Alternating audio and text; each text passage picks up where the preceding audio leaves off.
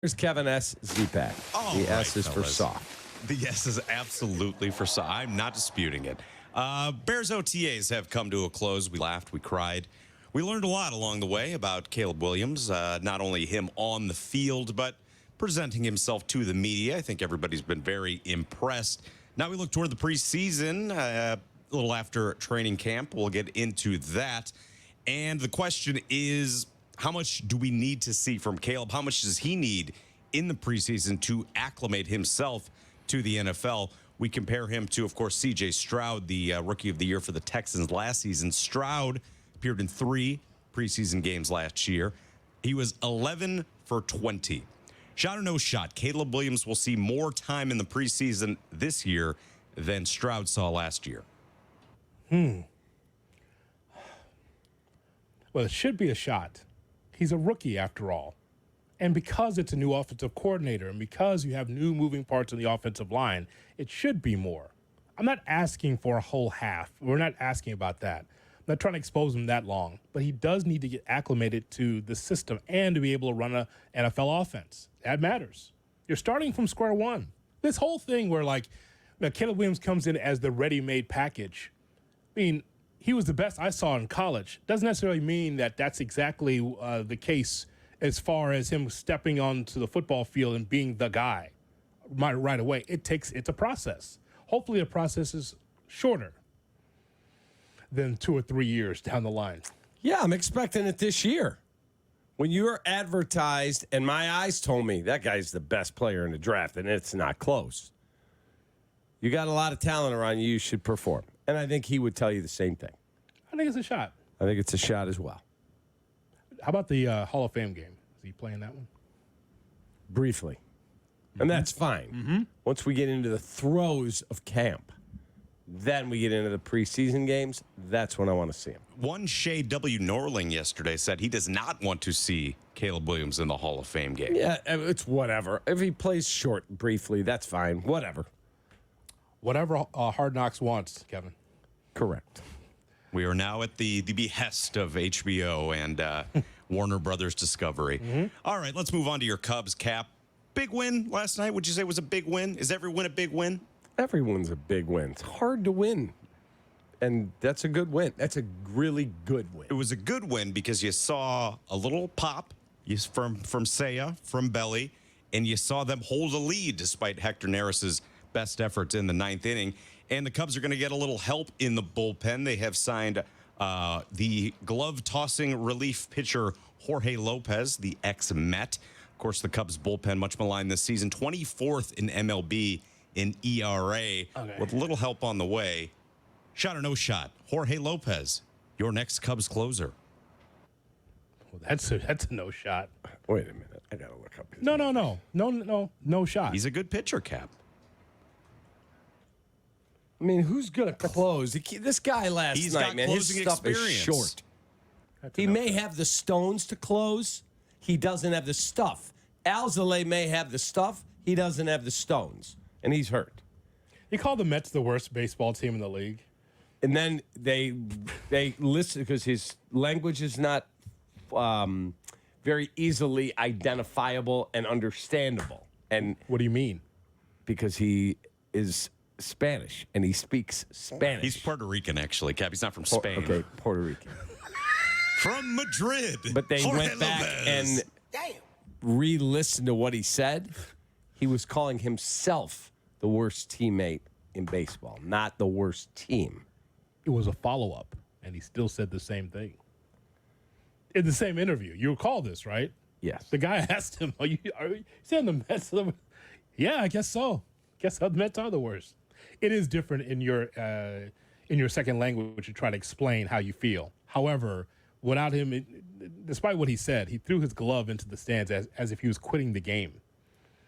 Like you got to go back to 22. He had 23 saves. He had 19 saves with Baltimore and 4 as a member of the Twin.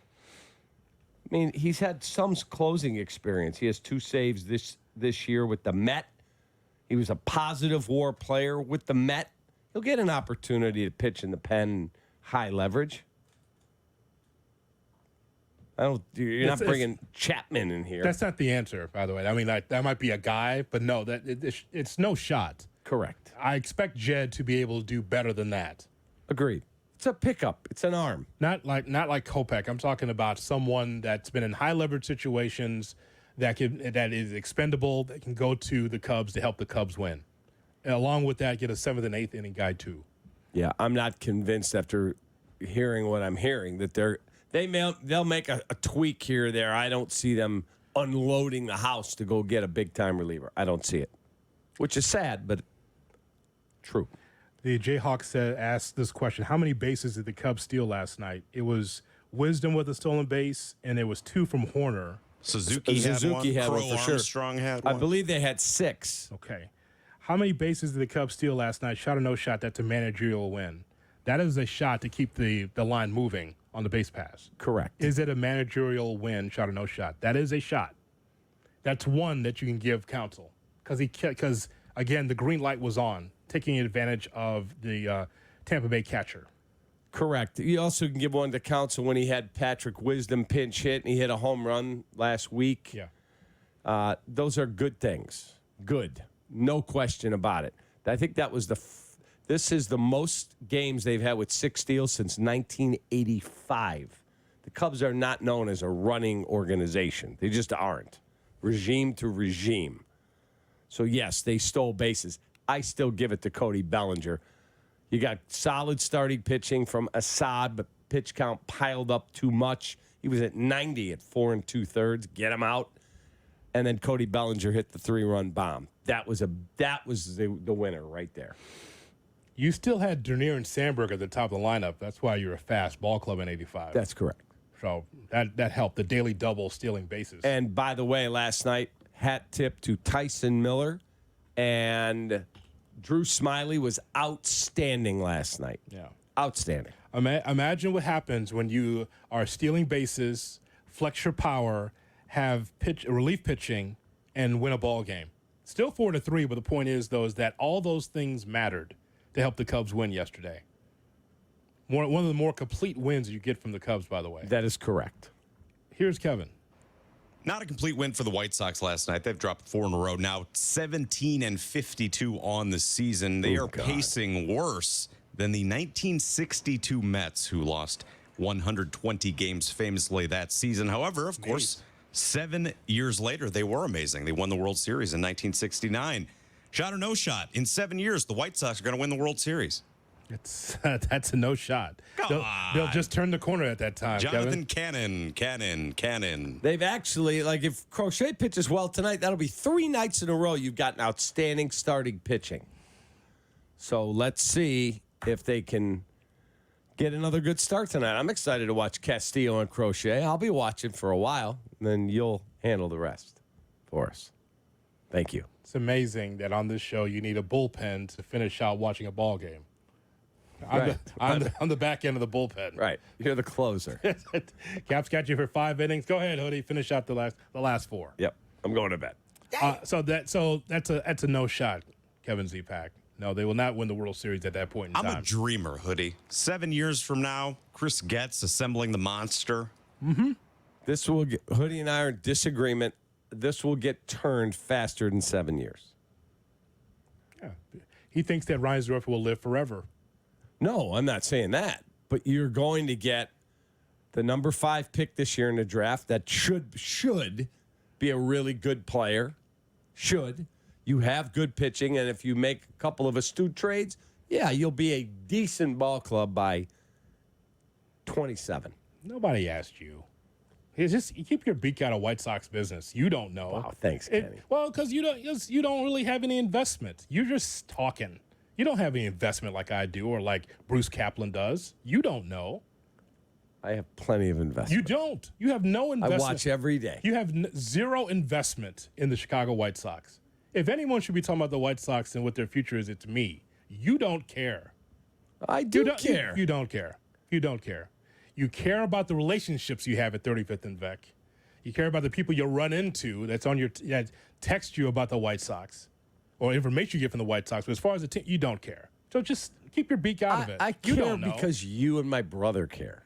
Yeah, but that's fleeting, though. No, my relationship and love for you guys That's is second long term, man. That's secondhand care, Cap.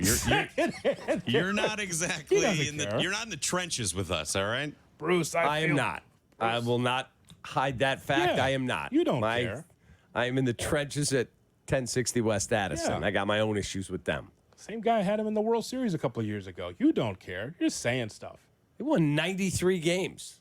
93. Yeah. And I was at the blackout game when they beat Houston. Okay, great. Now what? That and $1.75 will get you on the L. That's Good nothing. free ticket to that game. Again, no investment. Just freebies and information. That's all it is. That's all it is.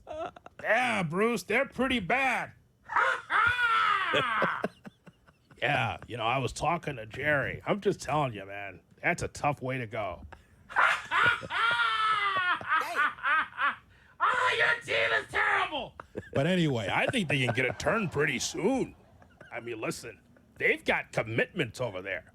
Gex is going to turn around. They're so effing bad. Take that. But I really believe this Robert. He's good. Very good, kid. Around the NFL is right around the corner on the Kap and J Hood Morning